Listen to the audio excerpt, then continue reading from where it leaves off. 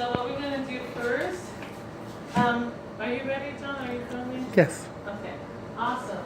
Well, welcome, hello. We're just going to take a few minutes to go through the room and everyone just kind of introduce yourself.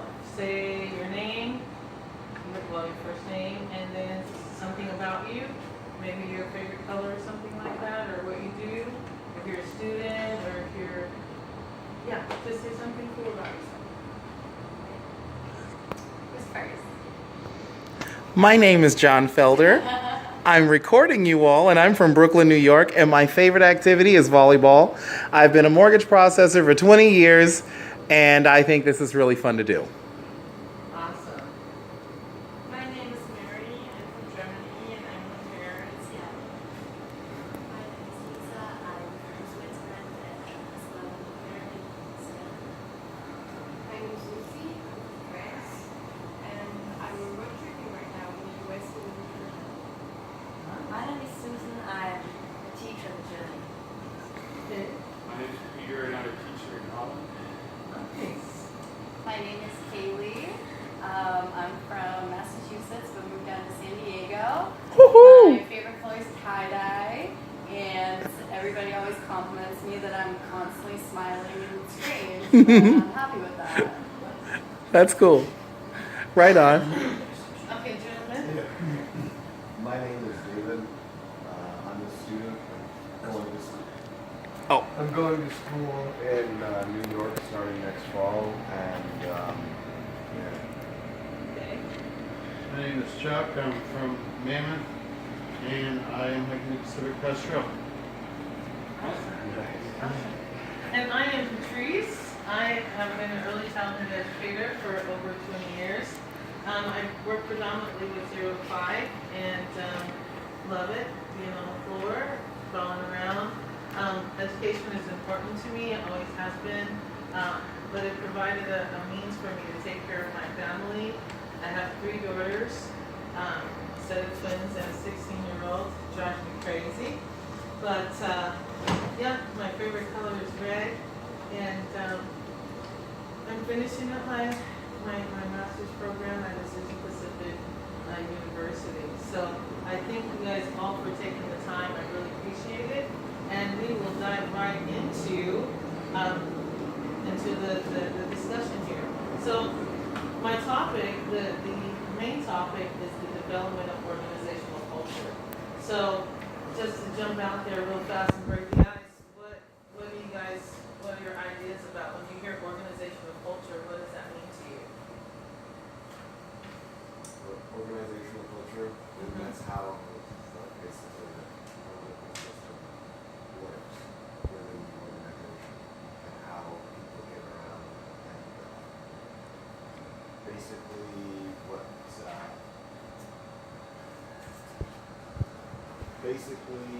it's just how everyone acts within the organization.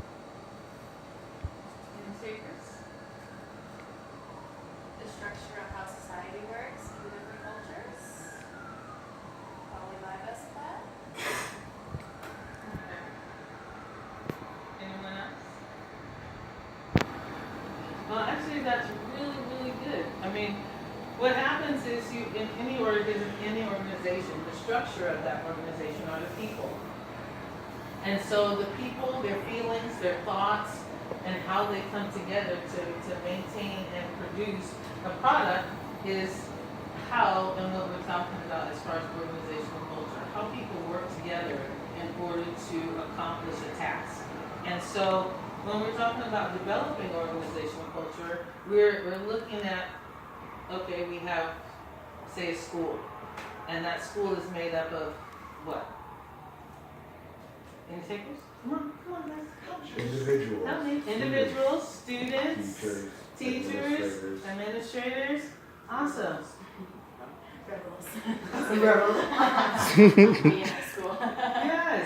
So but the main part of that is that we have different entities within that, within the school system that has to put the structure together. So when the administrators make the structure,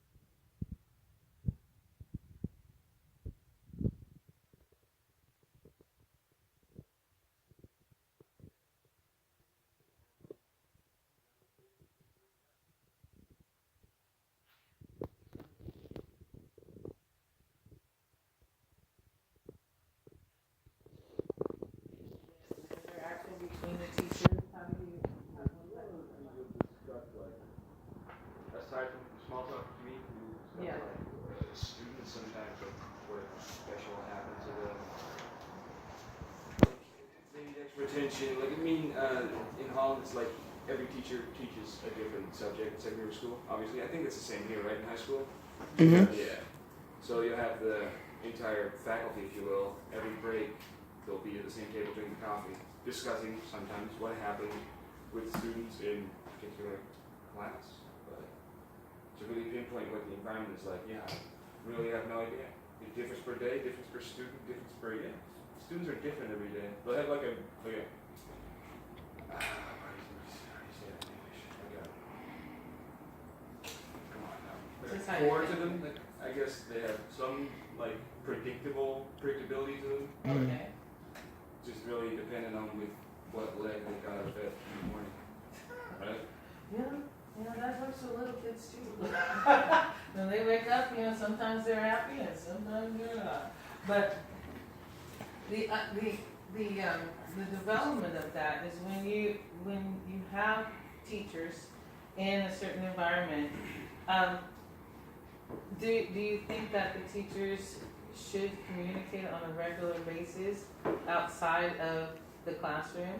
Do you think that they should be actually engaging one another in problem solving, or what do you think about that? No, you're okay. In that type of environment. I think that maybe they should focus on the individual feelings of students instead of kind of, okay, we need them to learn this, we need them to learn this, because I believe that that's kind of a major stressor in society. Even with college students, just jam-packing, them with information and saying, well, you're gonna deal with that. But I think that to really see how are they on a psychological basis is something that needs to be kind of confronted more, because it's like you're dealing with human beings who have emotions, who have feelings, who at some points don't want to deal with a lot of the stressors that school can bring.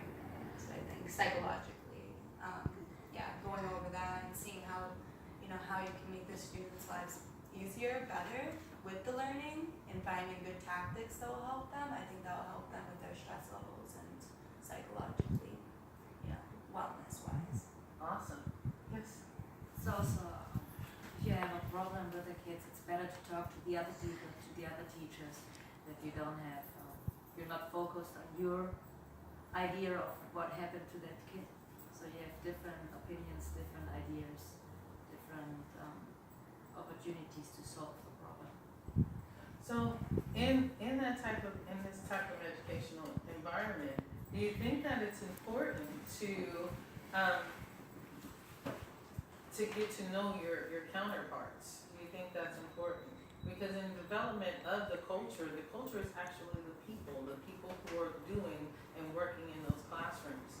So what type of attitude do you think would be in that room? What do you think the attitude should be in order to have productive results from those students? What type of attitude should the teachers be creating among themselves in order to have productive students? They have positive attitude coming forth instead of, okay, this is the curriculum that we're learning, kind of making it positive and fun for each age group and allowing them to be themselves and creative matters. But I know growing up in school, it was great, I loved learning as long as I was able to be able to speak my mind, have my creative value. But once you shrink that and you say, okay, well, you have to be this way, that's when it gets difficult, and that's when people are like, no, I don't want to do that, that's not something that's fun for me. If it's not fun, you're not going to want to do it regardless of anything in life. So once you incorporate really good energy and fun, that's when it's easier to learn and easier to be in that environment, and then you're able to communicate with all the students together, and it becomes kind of a really, really good energy. Wow. I agree. I think that a big part of the teacher's job is to be engaging, because if somebody's worried about some other problem that's bigger in their life, or they're dealing with some personal stuff, you're not really gonna care too much about learning about the Crusades in history class. So what do you think would be some of the issues that would cause a student not to perform in a classroom? just toss out one or two. I think if there's not enough like caring individually of what's going on in that student's life, because you do have counselors, you do have people who are like, oh, how are you today? But it's not like, you know, you go to school, you're there to learn. You're not there to say, this is how I'm feeling today, this is the issues I'm having. It's like, no, you're gonna sit down, you're gonna think about your grades, and that's a stressor. But if there was more communication where it's like, how are you today? You know, speak how you really feel, instead of kind of, you know, letting that just, you know, just stay with you. Because I know when I grew up, there wasn't enough people who were like sending really good energy to me. It was more of like, you have to do this, you have to get good grades, you have to, you know, stay in the structure. And I think if it was funner and if it was more of like a friendly family kind of environment, Right. I would have wanted to be there. But instead it was like, you know, we're focused on making you learn this, not caring about you. So I think if they feel like, okay, I'm cared about, it's easier. I think it's also difficult because it's one teacher and let's say 30 kids. So it's one teacher, he has his own background, his own problems. There are the kids in a good mood, kids in a bad mood, kids with problems, kids just bored. So it's hard to handle all these kids and all these moods, and you have to give them a lesson, German, history, whatever. So in Germany we have a social worker in the school. Oh, really? So where there are kids and they have problems, we can send them to the social worker. So that it's not all on this one person, teacher, and So do you, that's just too much. so do you guys think that it is a family thing when you come into a learning environment? Do you think it should be like a family thing? Or what is it? I think in everything it should Like a be. team. Yeah. Call it a team. A team? I think that fostering a supportive environment in education systems is extremely important because it gives the general public an opportunity to engage in an environment that's positive and get away. It's like even if they come from a negative environment or something like that, it gives them a positive grounding environment to go to. You know, I so agree with that because you know when I was going to school, I grew up in a pretty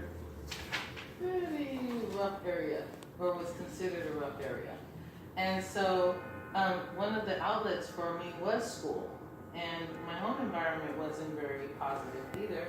So I just threw myself in school, and I did very well.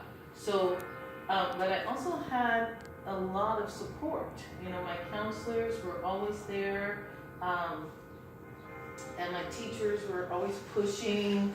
You know, they wouldn't let me slack on anything. They'd be like, no, we know you can do it, you know? So there was a very encouraging and supporting environment within my own life. So I do agree very much that it is really necessary to have a support group and a positive environment. And that's what developing a culture within education is, being able to have educators who not only understand that it is their job, but it also is that they're there because they want to see that other person or see their students progress. They want to see that those children are learning the material that they're delivering. So when they're there, it's like, okay, my teacher cares about me. Even if nobody in the world cares about me, my teacher cares. You know, that's why it's so important to have a culture within in that environment where the teachers work together, where the teachers are communicating with one another, where they're problem solving, and they don't just sit the child or the person to the back of the class because they're not getting the material. So, and that's one thing that bothers the heck out of me. So, you know, there are several different learning styles. Do you guys operate in that fashion where you take into consideration the learning styles of the individuals that you're teaching, or is it just blanketed? Or what do you guys think about that? Should you encompass or include individuals, and should teachers know different learning styles of what learning styles are? They should, of course. mean, how else can you apply teaching strategies like in an effective way? Some students will be really terrible at like reading like, spatial like shapes and stuff, and being bad at algebra and that sort of thing, or they'll be bad at reading, or they'll be bad at whatever. But they'll learn through music, so they'll learn like stuff. They'll learn stuff through music. Some students will learn stuff through physical like movement. Some students will learn stuff through looking at nature itself. Some students will learn this and that. Like there's 5 learning styles of Kolb. You know Kolb, the So there's educational scientist from 1978, I think.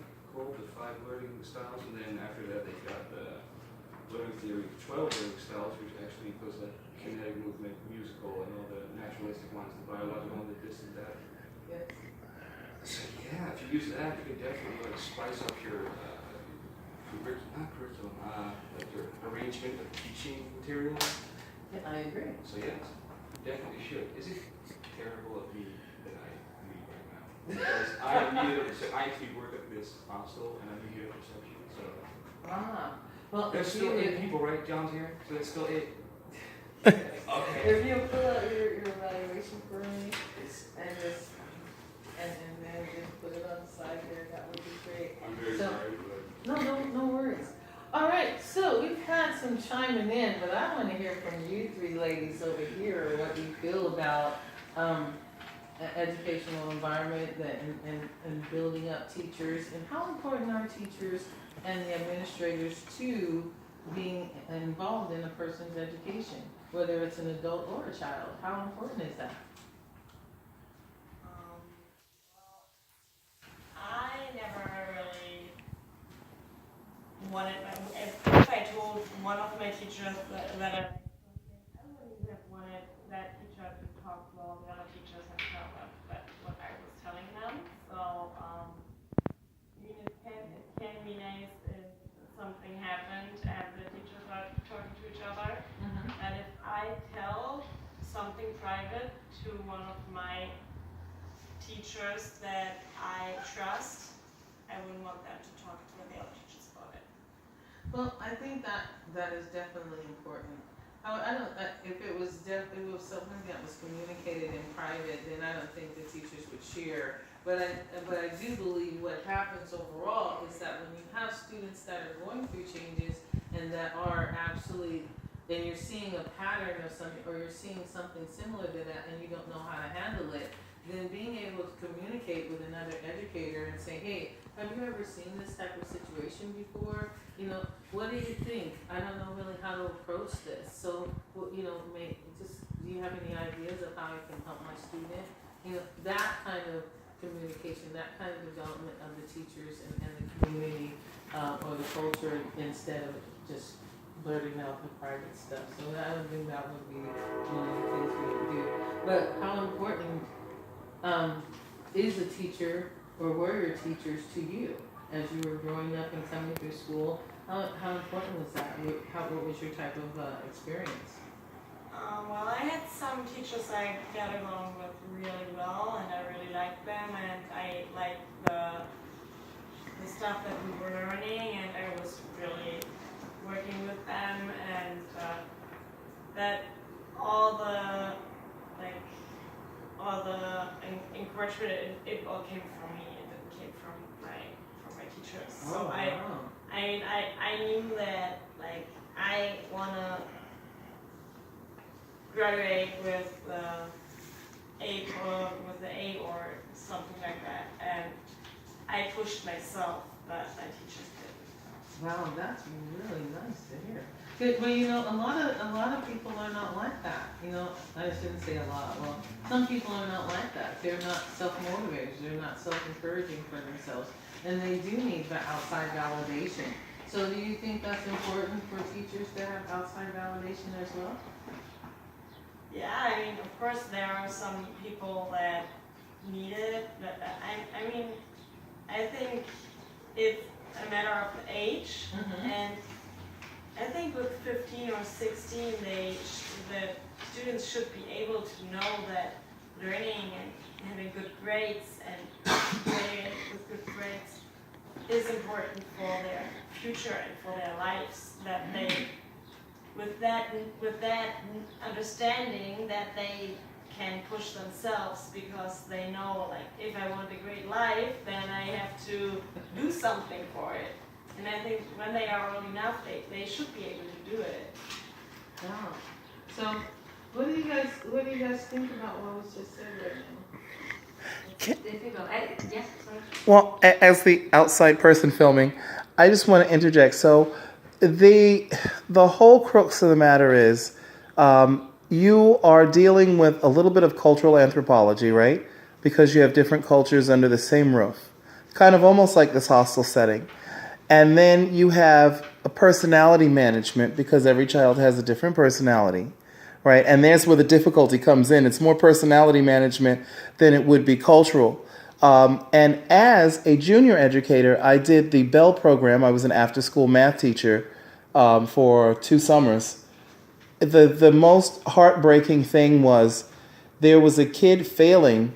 He only spoke Spanish, but he was illiterate even in Spanish.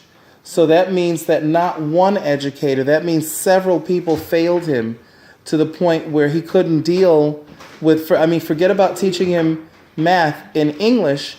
You can't even do it in Spanish because Spanish is a struggle for him to be able to read and write. That means he hasn't, almost as if he hasn't gone to school.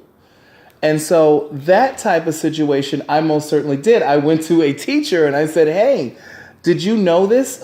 How do you deal with this? How do I help this kid? Because I want to help him. He went from scoring 10% per exam, passed the state boards with a 90. I had to have another TA that spoke Spanish to actually help me. But speaking to what Peter was talking about earlier, the different styles, kinesthetic, visual, or auditory, you use what you have. But I noticed that this kid, because he couldn't actually get the wording and the math problem down, he was very hands-on. So we moved numbers around and we played with numbers. And the guy that spoke Spanish, the Dominican TA, he would explain to him, and then before you knew it, he got it. He was spot on.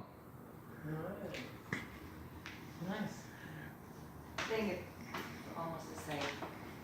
I wanted to say it's very difficult for kids to get themselves together, like puberty, like problems at home. Almost all of my kids in school are have only one parent because of divorce and stuff like this. So they have to handle a lot in their life. They have Instagram, Facebook. They need this to their friends.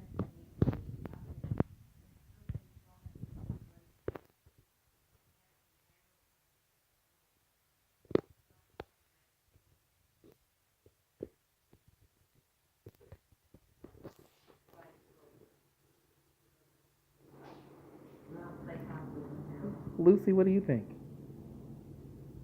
Yes, Lucy. As a kid, I like things that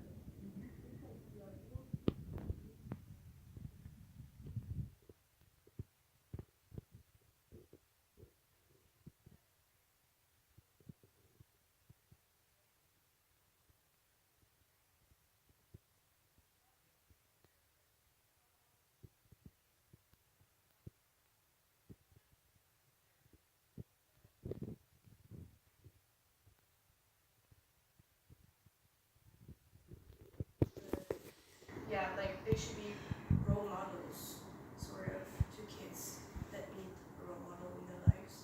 Probably. That's what I would say. That was great.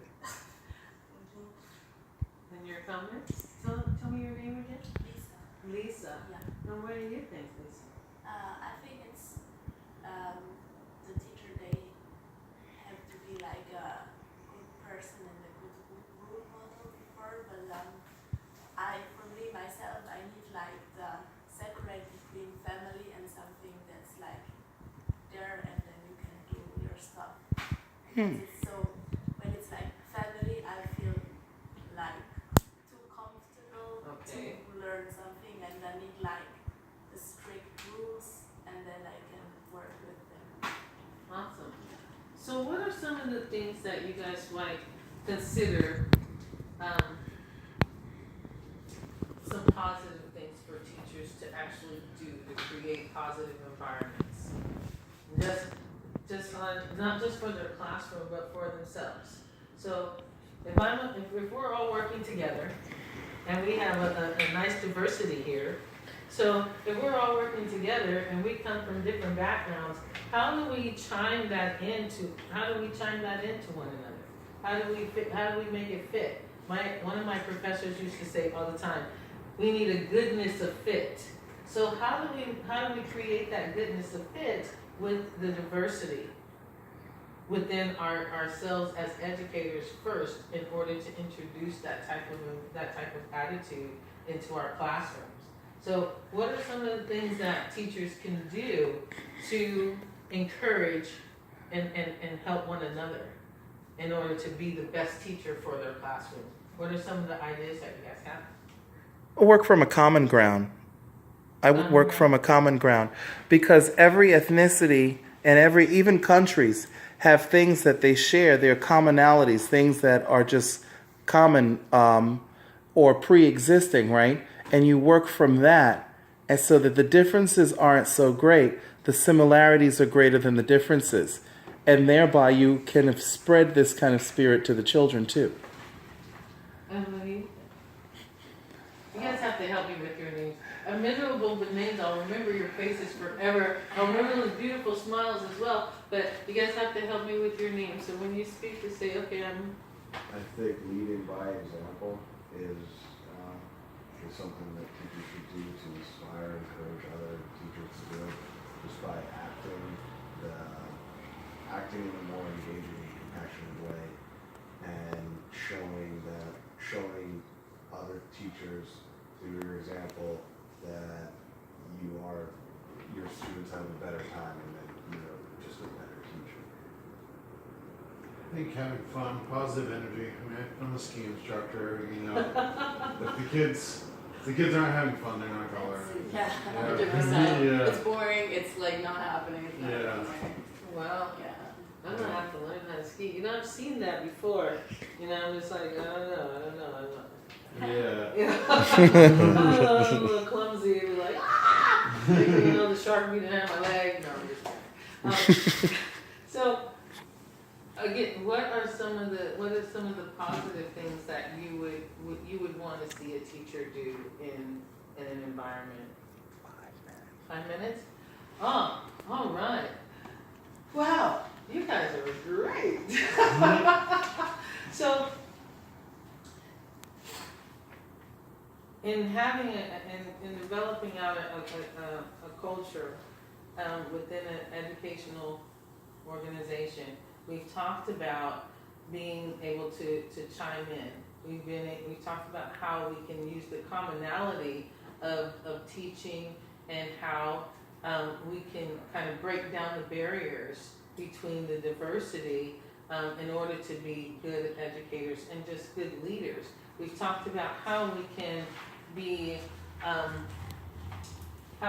examples, and we lead by examples, and not just only as teachers or educators, but as people in general. If we are good to other people, then other people should be good to us. But the main thing I heard through the whole conversation is that you have to have fun. You have to have fun, and making your environments a place where your students want to be. You want to be able to show them love. You want to be able to show them that you care. Because when somebody feels that you care, that is the biggest part right there. When a child or a person feels that they're cared about. So, any questions for me, or any comments that you want to make towards the presentation? I think that you're gonna do a wonderful job continuing your education and helping children to grow in a beautiful environment, and I thank you for that. Wow, thank you. Yeah, I appreciate you. Thank you. I so appreciate you guys sharing your ethnicities and sharing your backgrounds and stuff, because that is so nice to hear how other people and how other countries and how other people live and how they, what they think about education. You know, that's a really neat thing to have, to take into my teaching career, my next level of teaching. So with that, guys, do you guys have anything in chime in? No? Good. I have one question. Is it only that you try to change the perspective for teachers, or is it also for students? Well, in changing the perspective of teachers, we also hope to change the attitude that goes for the students. So it all starts with the teacher. It actually starts with the administration and them hiring good teachers that are qualified to do the job. But you know, when it comes down to it, the cultural, the organizational culture, it is the teachers. It's the teachers because they're the front line for those students. And when those teachers are all right, and those teachers are ready and prepared to go into their classroom and be incumbents or embracing of all the learning styles that they have within their classroom, and really take the attitude of, I'm going to make sure that all of them succeed. You know, whatever I have to do, I'm going to do that. That's where the buck stops, and your progress and your production, or the experience is seeing that